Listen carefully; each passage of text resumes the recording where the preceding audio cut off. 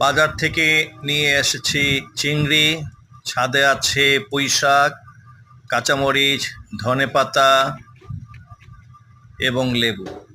আজকে হবে চিংড়ি দিয়ে পুঁইশাক রান্না।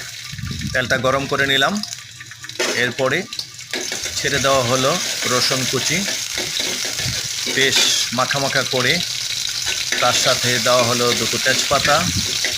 এটাকে গরম করা হচ্ছে। এরপরে দিয়ে দিলাম পেঁয়াজ কুচি, সেটাকে একটু নাড়িয়ে চাড়িয়ে বেশ তেলের মধ্যে হাবুডুবু খাইয়ে তারপরে ছেড়ে দেওয়া হবে তার সাথে বাছা চিংড়িগুলো। এখন একটু নাড়াচাড়া চলছে। এই যে ঢেলে দেওয়া হলো চিংড়িকে ভালো করে নেড়ে চেড়ে তেলের সাথে মিশিয়ে তার সাথে চিংড়ির যে রস, বাটা চিংড়ির রস, সেটাও মিশিয়ে দেওয়া হলো। এরপরে এর সাথে একটুখানি পরিমাণ মতো লবণ দেওয়া হলো।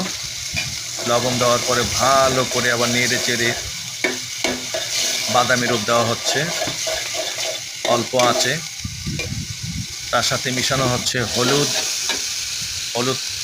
হলুদ মরিচ দেওয়ার পরে পুঁইশাকগুলো ঢেলে দেওয়া হলো এবং এদেরকে ভালো করে নেড়ে চেড়ে মিশানো হচ্ছে।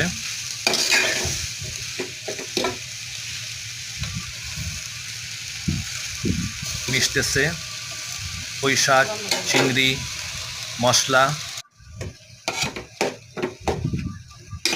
একটা বাসনাই বেশ ভাপ উঠতেছে চুলায় এবং